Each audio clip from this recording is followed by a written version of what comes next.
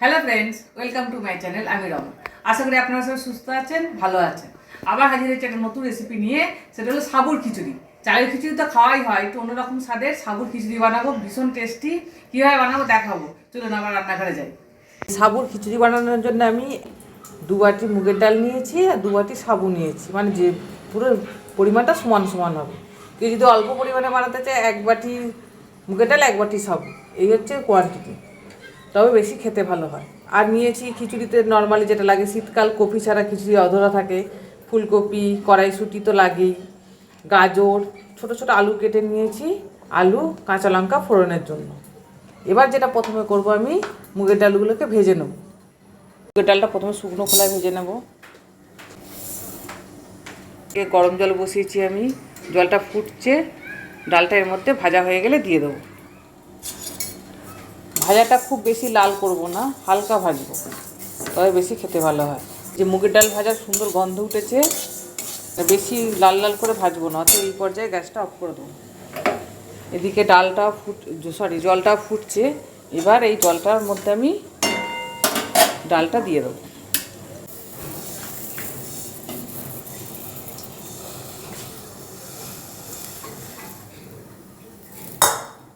এবার আমি সাবুটাকে ধুয়ে নেব। এটা যেহেতু ছোটো দানা সাবু, ওই জন্য আমি আগে ভিজিয়ে রাখিনি, বেশি নরম হয়ে যাবে। ডালটা ফুটছে, ততক্ষণ এটা ধুয়ে নেব, মানে বেশিক্ষণ আগে হয়ে গেলে এটা নরম হয়ে যাবে।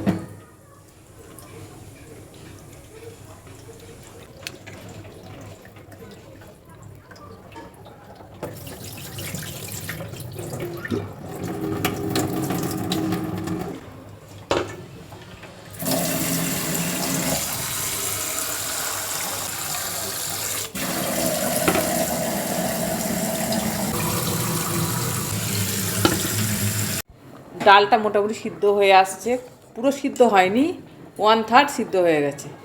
এই পর্যায়ে আমি এখানে যা যা সবজিগুলো রেখেছি সবগুলোই দিয়ে দেবো একে একে, আর এটাও সিদ্ধ হতে লাগবে।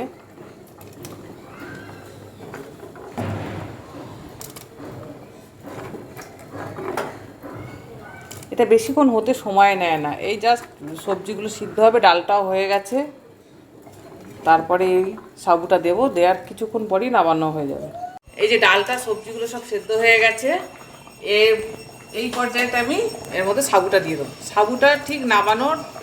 সাবুটা দিয়ে মানে 10 মিনিট ফোটাবো, বেশিক্ষণ না, 10 মিনিটের মধ্যেই রেডি হয়ে যাবে।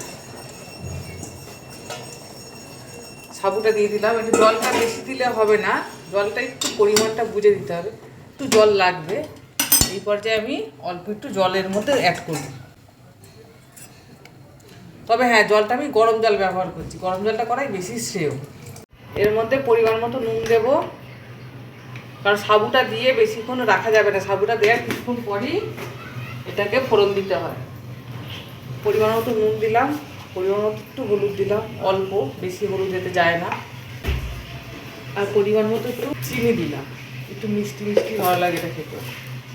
যেটা ফুটতে আরম্ভ করেছে,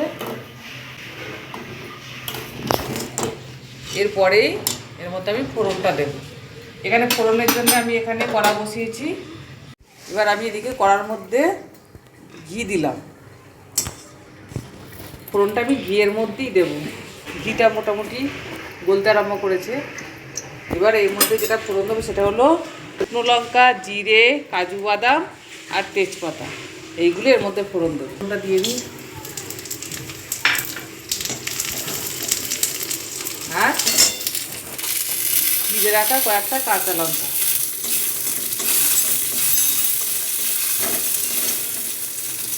ফোড়নটা দিয়ে একটা সুন্দর গন্ধ ছাড়ছে, এবার ফোড়নটা এর মধ্যে দিয়ে দেবো। ফোড়নটা দিয়ে আমি সঙ্গে সঙ্গে চাপা দিয়ে দেবো, সেটা না বেরিয়ে। রেডি হয়ে গেছে আমার সাবুর খিচুড়ি। এই যে রেডি হয়ে গেছে আমার সাবুর খিচুড়ি, টেস্ট করি। ঘিয়ের সুপারহিট গন্ধও ছাড়ছে।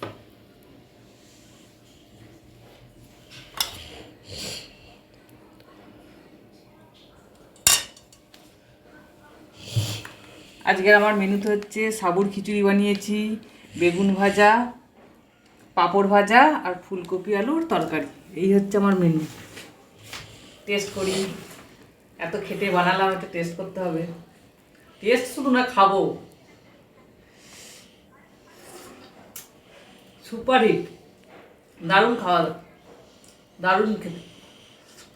সবসময় চালের খিচুড়ি খাই, আর তো চলে সিদ্ধ চালের, একটু অন্যরকম স্বাদ, খেতে সুপার, দারুণ খেতে, মুখরোচকও হয়, একটু ইউনিক স্বাদের, খেতে খুব ভালো।